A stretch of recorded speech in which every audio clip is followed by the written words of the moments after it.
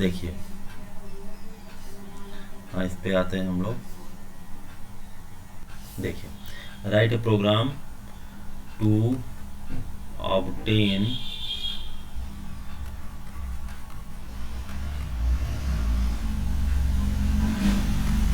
P मतलब principal amount, R मतलब rate of interest, and T and time from user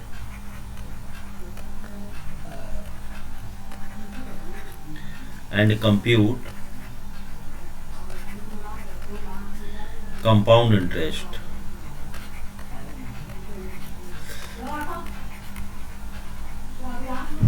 compound interest क्या होता है?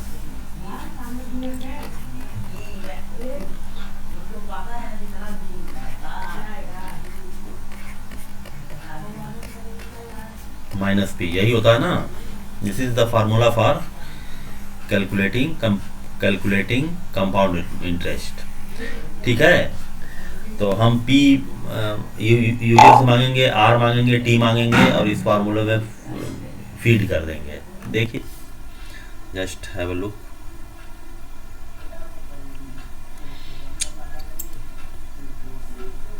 देखिए इसको, न्यू फाइल। ओके, चलिए, P is equal to int input enter principal.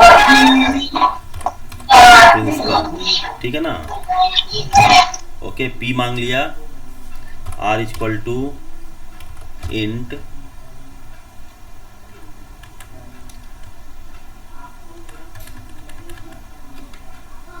Control C control V enter rate. ठीक है ना, रेट मांग लिया और यहाँ पे मांग लिया T is equal to int enter time. Okay, तीनों चीजें हमने मांग ली, तीनों इंट के फॉर्म में मांगा है। आप चाहे तो यहाँ पे अगर इंट ना लेना चाहे, फ्लोट लेना चाहे तो आप यहाँ पे कर सकते हैं। मतलब फ्लोट का मतलब फ्रैक्शनल पार्ट अलाउड। ठीक है ना, ये बात हम पहले कर चुके हैं। जिसको भी फ्लोट आप करना चाहे करें, फ्लोट। ओके, हमने दो को फ्लोट कर लिया, एक को इंट छोड़ दिया। ओके, तो कंपाउंड इंटरेस्ट इक्वल टू क्या होता है? पी। अच्छा, उसके लिए आपको मैथ इंपोर्ट करना पड़ेगा। Import math as m. Okay, C is equal to P star, multiplication था ना, 1 plus R upon 100 raise to the power 10। तो रेस टू द पावर 10 का मतलब पावर फंक्शन का यूज करना पड़ेगा आपको। तो m dot P O W 1 plus R upon 100, 1 plus R divided by 100। अगर आपको कोई भी डाउट है प्रायोरिटी ऑफ द ऑपरेटर्स पे, तो आप वहां पैरेंथेसिस पुट कर लीजिए। सपोज करिए यहाँ आपको डाउट हो रहा है कि प्लस पहले ऑपरेट होगा कि स्लैश पहले ऑपरेट होगा, तो आप बिल्कुल पैरेंथेसिस पुट करिए। ठीक है ना। वैसे स्लैश की प्रायोरिटी प्लस से हायर है, हमेशा स्लैश ही होगा, लेकिन अगर आपको डाउट है तो यहाँ पे पुट कर लीजिए। ठीक है ना। ओके, तो 1 प्लस R अपॉन 100 ये चीज हो गई। देखिए, कॉमा T। ठीक है ना, power P into 1 plus R upon 100 raise to the power T minus P। This is print. कुछ मैसेज दे दीजिए, CI इज इक्वल टू क्या है, C is the variable. Control S कर लीजिए, कर लीजिए। क्वेश्चन 9 था ना, क्वेश्चन 9 तो कल हमने किया था इसलिए लिया। अब हमारा ये क्वेश्चन 1 है, पेज 269, पेज 269 CS 11। ओके, इसको सेव कर लेते हैं, रन कराते हैं 5 से। देखिए, प्रिंसिपल हमने ले लिया, सपोज करिए 10,000। ओके, रेट ले लिया 10%, टाइम ले लिया 10 ईयर्स के फॉर्म में। तो this is the compound interest, ठीक है। Okay, this is the compound interest. ओ इसको ले जाओ भाई, जाओ, ठीक है। क्लियर हुआ ये चीज? आप कोई और वैल्यू लेके देखिए तो अकॉर्डिंगली ये हमें आंसर देगा, ठीक है। ओके, तो ये सिंपल सा क्वेश्चन था। क्वेश्चन में सिंपल इंटरेस्ट की बात किया था इसने। मैंने आपको कंपाउंड इंटरेस्ट इसलिए कैलकुलेट करके दिखाया ताकि आप ये फार्मूला यूज करना सीख सके, ठीक है ना। How to use the power function of math library, ठीक है। ओके, नेक्स्ट क्वेश्चन पर आते हैं। ये तो क्वेश्चन नंबर 1 था। नेक्स्ट आइए, क्वेश्चन नंबर है, बहुत सारे हैं। देखिए, write a program to check year as input, लिख दे रहा हूं मैं।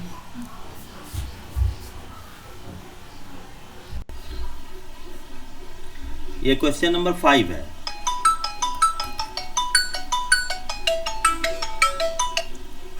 हेलो हेलो, हाँ, मोबाइल फोन से बोल रहा है। क्या? अच्छा बताइए, क्यों, क्या हो गया? अच्छा, ठीक है, तो मैं कल आऊंगा आपके पास। हाँ भाई देखो, क्वेश्चन नंबर 5 है। Question number 5, write a program to take year as input and check if it is a leap year or not.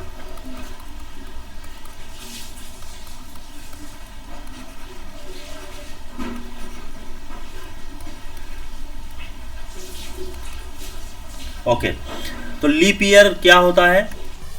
देखिए, मैंने गूगल की डेफिनेशन निकाली है यहाँ से। लीप ईयर वो ईयर होता है जो कि 4 या 100 से डिविजिबल हो, 4 या 400 से डिविजिबल हो, बट नॉट डिविजिबल बाई 100।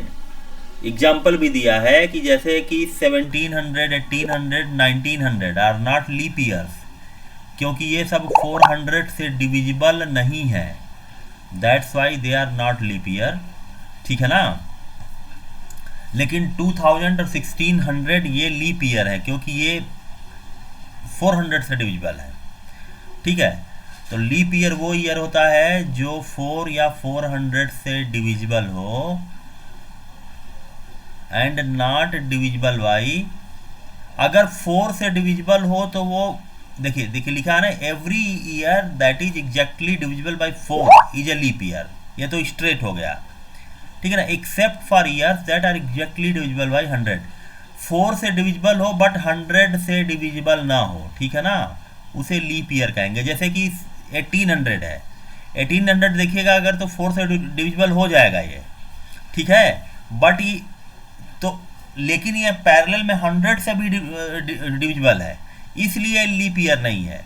तो लीप ईयर वो ईयर होता है जो कि हम 4 से डिवाइड तो कर सके बट 100 से डिविजिबल ना हो, okay, divisible by 4 but not, अगर 4 से डिविजिबल है तो 100 से डिविजिबल नहीं होना चाहिए, ठीक है। मेरी बात क्लियर हो रही है? लीप ईयर वो ईयर है जो कि 4 से डिविजिबल हो जाए बट 100 से डिविजिबल ना हो। But these centurial years are leap years if they are exactly divisible by 400, ठीक है ना। तो ये हम क्राइटेरिया अप्लाई कर लेते हैं लीप ईयर के लिए। देखिए, हम न्यू प्रोग्राम बनाते हैं, न्यू फाइल। तो सबसे पहले हम एक ईयर मानेंगे, y equal to input enter a year, जिसको चेक करना है कि लीप ईयर है कि नहीं, ओके। अब if y percentage 4 is equal to 0। समझ में बात आई है? इसको लिखने का मीनिंग ये है कि हम जो ईयर जो हमने वैल्यू ली है y में, हम उसको चेक कर रहे हैं कि 4 से डिविजिबल है कि नहीं है। तो जाहिर सी बात है कि आपने देखा है कि क्या लिखा हुआ है यहाँ पे कि अगर वो 4 से डिविजिबल है तो क्या होगा। हेलो, कोई बताओ, 4 से डिविजिबल है तो क्या होगा? Leap year. हाँ, but except for years that are exactly divisible by 100। लेकिन ये 100 से डिविजिबल नहीं होना चाहिए पैरेलल में। 4 से डिविजिबल तो होना चाहिए बट 100 से डिविजिबल नहीं होना चाहिए। तो हम इस क्राइटेरिया को अप्लाई कर रहे हैं। देखिए, this and y is not y percentage 4 and y percentage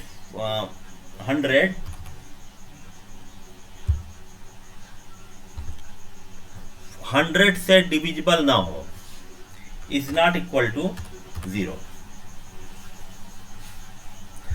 समझ में बात आई? आप चाहे तो इसको पैरेंथेसिस के अंदर लगा सकते हैं। मतलब वो कि y 4 से तो डिविजिबल हो जाएगा लेकिन y 100 से डिविजिबल नहीं होगा।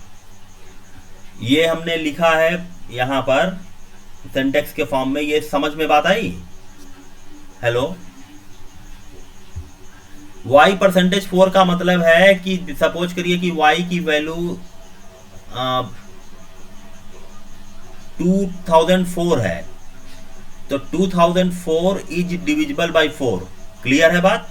Percentage operator is used to check the divisibility. ये क्या करेगा? अगर 4 से डिविजिबल होगा तो रिमाइंडर, ये रिमाइंडर ऑपरेटर है ना, रिमाइंडर 0 आएगा। तो वही चेक कर रहा है कि हम 4 से डिवाइड कर रहे हैं। For example, if y is equal to 2004, देखिए इधर मैं एग्जाम्पल आपको दिखा रहा हूँ। मान लीजिए कि y की वैल्यू 2004 है, तो इसमें 4 से डिवाइड करिए।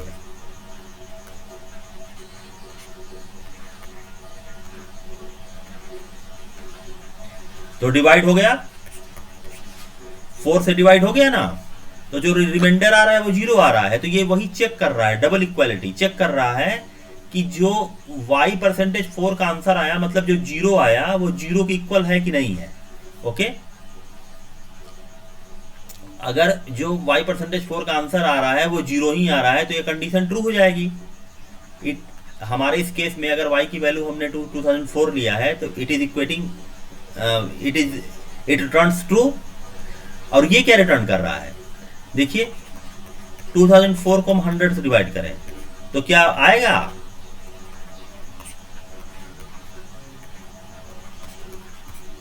इसका आंसर 4 आ गया। तो 4 is not equal to 0। Condition true हुआ कि फॉल्स हुआ? बताओ। y परसेंटेज 4 का आंसर क्या आया? हेलो, y परसेंटेज 4 का आंसर आया 4। y परसेंटेज 100 का आंसर आया 4। तो 4 is not equal to 0 true है कि फॉल्स है?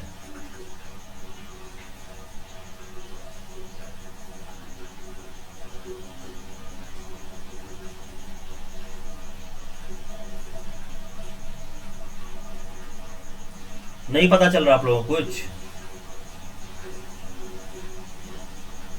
हेलो,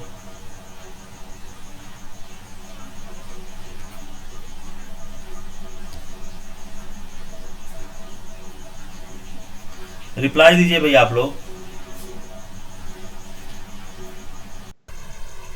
बताइए समझ में आया कि नहीं आया? ये जो हमने लिखा है समझ में आया? अगर हमने y की वैल्यू 2004 ली तो y परसेंटेज 4 का आंसर क्या आया? हेलो, अगर y की वैल्यू हमने 2004 ली है तो y परसेंटेज 4 का आंसर आया 0।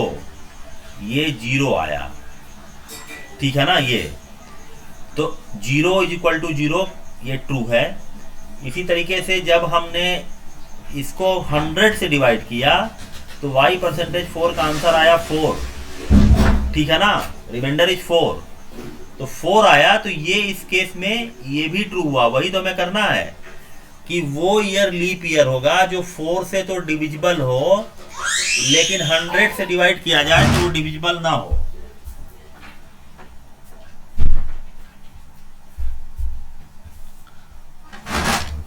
करेक्ट? करेक्ट है। तो दिस इज अगेन ट्रू। तो एंड कब क्वालिफाई करेगा? मैं बताया था ना कि 2 या 3 मतलब जितने भी कंडीशन एंड के थ्रू अगर अपेंडेड होते हैं तो resultant would be true if all are true. तो यहां पर देखिए 2 अपेंडेड हैं एंड से और दोनों के दोनों ट्रू हैं, तभी ये क्वालिफाई होगा। तो अगर हमने y की वैल्यू 2004 दे दी तो वो क्वालिफाई कर जाएगा। मतलब अंदर आके हमें कोई मैसेज प्रिंट करा देना चाहिए कि year 2004 is a leap year. अभी प्लेन इतना कर लेते हैं, देखिए। Okay,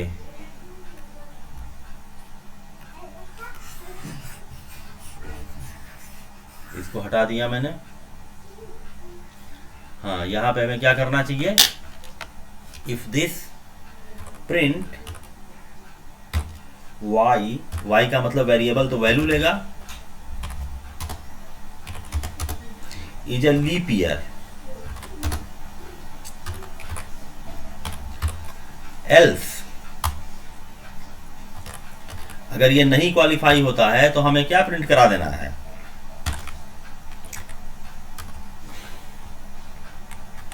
is not a leap year, is not a leap year. Control S करके देखिए। क्वेश्चन 2000 लीप ईयर होगा? नहीं होगा। 2000 इज नॉट लीप ईयर। कहा ना कि अगर वो ये होता है, उसको अगली बार में कर रहे हैं कि अगर ऐसा होता है तो वो फिर 400 से नहीं होना चाहिए डिविजिबल। 2400 से डिविजिबल हो रहा है, इसलिए लीप ईयर नहीं होगा। उसको भी हम कर रहे हैं इसमें। अभी इतना लिख ले, इतना चेक कर लो, उसके बाद कर देते हैं। क्वेश्चन 1, तो ये हमारा है ना। क्वेश्चन कौन सा है ये?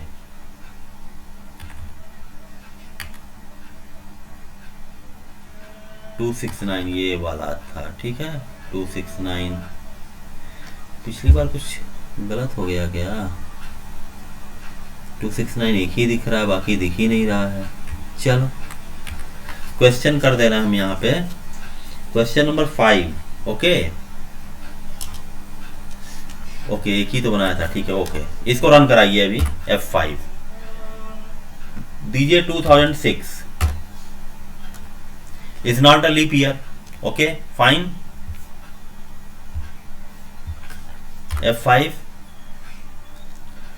2004 is a leap year, but यहां पर अगर आप दे दीजिएगा 2000 तो इसको भी, एक मिनट, 2000 तो इसको भी ये बना देगा is not a leap year.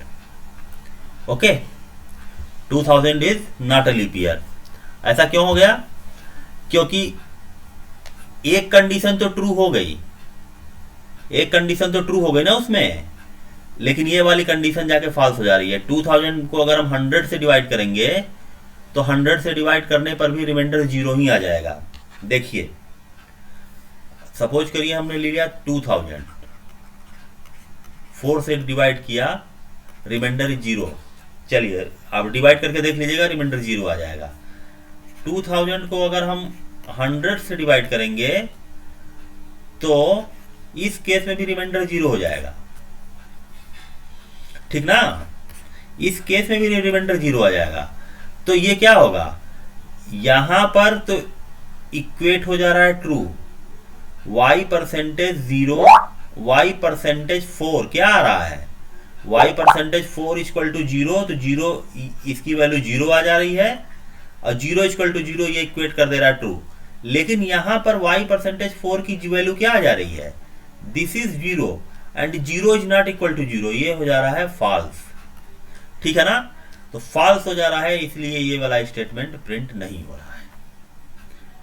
बात समझ में आ रही है? तो कोई भी ईयर जो 4 से डिविजिबल हो और 100 से भी पैरेलल में डिविजिबल हो जाए वो लीप ईयर नहीं होगा।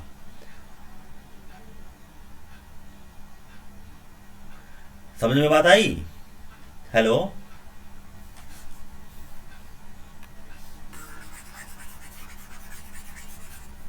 कोई भी ईयर चेक कर लो आप, कुछ भी बताइए, प्रोग्राम हमारा देगा। आई थिंक चला गया क्या?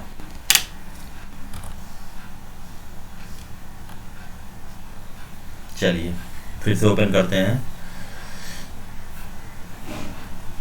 देखिए file open,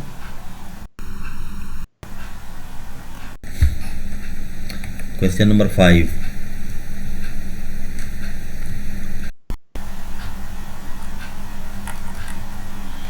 question number 5, this is the question.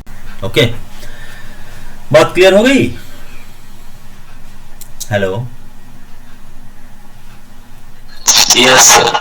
हाँ, तो नेक्स्ट क्वेश्चन की तरफ बढ़ते हैं। ये जस्ट हमने कंडीशन लगाया है, लीप ईयर वो ईयर होता है जो 4 से तो डिविजिबल हो जाए, मतलब कि डिविजिबिलिटी 4 से ट्रू हो जाए, लेकिन 100 से डिविजिबिलिटी फॉल्स हो जाए। तो यही हमने जस्ट लिखा है, ठीक है ना यहाँ पर। Okay, we are moving to next question, new file. देखिए नेक्स्ट क्वेश्चन है हमारा,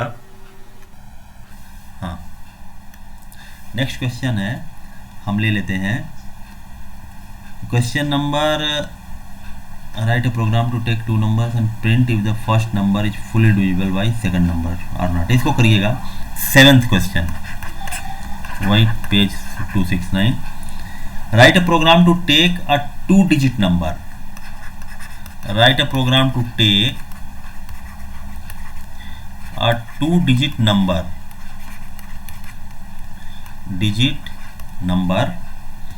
and then print the reversed number। ये तो कल हो चुका है ना,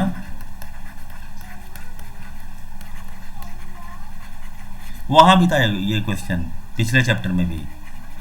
मतलब कि अगर आपने 23 ले लिया है तो 32 प्रिंट कराना है, था ना। लेकिन वो अलग अलग बात किया था, वहां पे था ये क्वेश्चन, लेकिन ऐसा नहीं था। वो कहा था कि 2 वेरिएबल में नंबर लीजिए, जैसे एक में 2 लीजिए, दूसरे में 3 लीजिए, और फिर इसको 32 ऐसे प्रिंट कराइए, कुछ ऐसा था वो। याद आ रहा है कल हमने किया था? Hello, yes sir. हाँ, तो ये वैसा क्वेश्चन नहीं है। ये कहा है कि आप 23 लीजिए तो 32 आ जाए, ये कह रहा है ये। तो हमें क्या करना पड़ेगा, जैसे सपोज करिए इसी को हम लेके चलते हैं, तो हमने 23 में 10 से डिवाइड किया फॉर एग्जांपल, तो 10 2 जा 20, रिमाइंडर आ गया 3। तो इसमें क्या हो रहा है,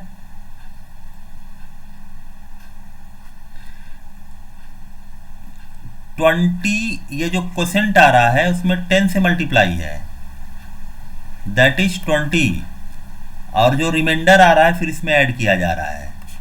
तो हमारा आंसर, एक मिनट 32 आना चाहिए ना, ऐसे नहीं। जो रिमाइंडर है इसमें 10 से मल्टीप्लाई है, मतलब 30, और जो क्वोशेंट है उसको ऐड किया जा रहा है, तो ये 32 आ जा रहा है। This is the thing we have to do.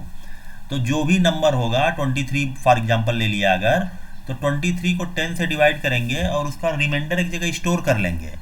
तो रिमाइंडर हमारा स्टोर हो जाएगा, एक जगह हम क्वोशेंट स्टोर कर लेंगे, किसी वेरिएबल में क्वोशेंट स्टोर हो जाएगा, और फिर क्या करेंगे, reminder into 10 plus quotient, right. देखो कैसे लिखे इसको, नंबर पहले ले लीजिए, NUM equal to int input, enter a number, okay. अब देखिए एक रिमाइंडर ले लीजिए पहले, रिमाइंडर इक्वल टू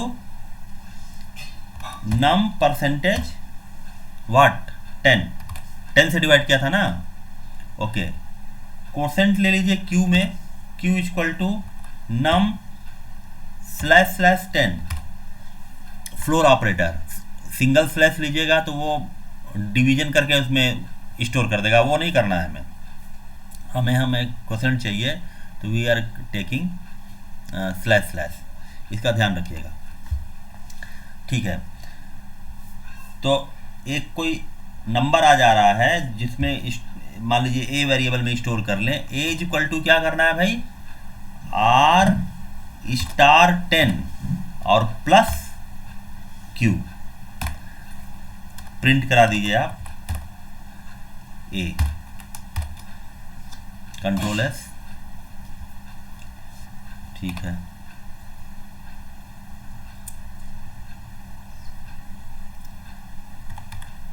ठीक है, ओके। ये क्वेश्चन नंबर 7 होगा, सेव कर दीजिए। 7 ही तो है, कुछ और है ये ऑलरेडी एग्जिस्ट, नो। देखते हैं क्या हो रहा है। Question number 7 CS 11th। एक मिनट काम करते हैं, रुको जरा सा। क्वेश्चन नंबर 5 पेज, ये इतना है, ठीक है ना। 5 पेज हम कर लेते हैं 7, ओके।